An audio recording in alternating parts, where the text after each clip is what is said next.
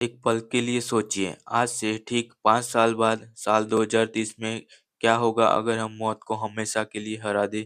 अगर बुढ़ापा सिर्फ एक पुरानी कहानी बन जाए? क्या होगा अगर आर्टिफिशियल इंटेलिजेंस किसी को भी मरने ना दे? यह कोई साइंस फिक्शन फिल्म की कहानी नहीं है।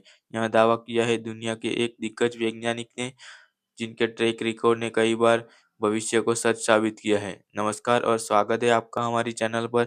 आज हम बात करने वाले हैं उस भविष्यवाणी की जिसने पूरी दुनिया को हिलाकर रख दिया है। गूगल के पूर्व इंजीनियर और मशहूर भविष्यवक्ता रे कुर्जवेल का कहना है कि साल 2030 तक इंसान अमर हो जाएगा।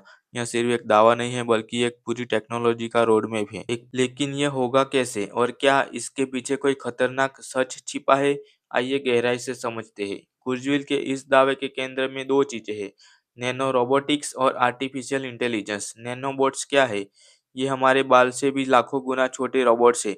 कुर्जवेल की भविष्यवाणी के अनुसार 2030 तक ये नैनोबोट्स हमारे खून की नसों में डाल दिए जाएंगे। इनका काम होगा हमारे शरीर के अंदर 24 घंटे एक हाईटेक रिपेयर टीम की तरह काम करना। बुढ़ापा क्यों आता है? क्योंकि हमारी कोशिकाएं डैमेज होती रहती है और उनकी मरम्मत नहीं हो पाती।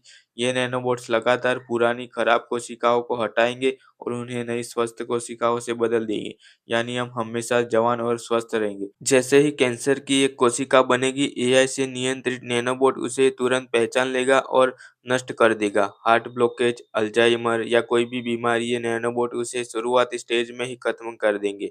इन अरबों नैनोबोट्स को कौन कंट्रोल करेगा? यह बीमारी पूरी बॉडी के डेटा को रियल टाइम में प्रोसेस करेगा और निर्देश देगा कि किस सेल को कब, कहाँ और कैसे ठीक करना है। इसे ही कुर्जवेल टेक्नोलॉजिकल सिंगुलैरिटी का हिस्सा मानते हैं, जहां इंसान की जैविक बुद्धिमत्ता और एआई की कृत्रिम बुद्धिमत्ता एक हो जाएगी। आप सोच रहे होंगे कि यह दावा कितना विश्वसनीय है, तो सुनिए। रे कुर्जवेल को आज के दौर का सबसे सटीक भविष्यवक्ता माना जाता है। उन्होंने अब तक जो भी भविष्यवाणियां की है उनमें से लगभग 86% सही साबित हुई है।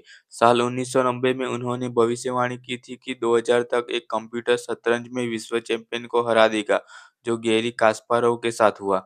उन्होंने 2000 के दशक की शुरुआत में ही स्मार्टफोन्स, वायरलेस इंटरनेट और एआई असिस्टेंट की भविष्यवाणी कर दी थी। वह the law of accelerating returns पर विश्वास करते हैं, जिसका मतलब है कि टेक्नोलॉजी रैखिक तरीके से नहीं बल्कि तेजी से बढ़ती है।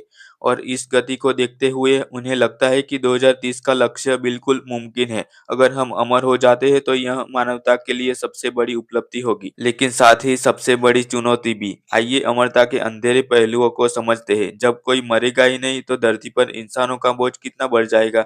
खाने पीने के संसाधन, रहने की जगह, क्या हम इतनी बड़ी आबादी को संभाल पाएंगे? यह टेक्नोलॉजी शुरुआत में बहुत महंगी होगी। यानी अमर कौन होगा? सिर्फ सुपर रिच, जो लोग इसे अफोर्ड नहीं कर पाएंगे। क्या वे एक ऐसी दुनिया में जीने को मजबूर होंगे जहां मौत केवल गरीबों के लिए होगी?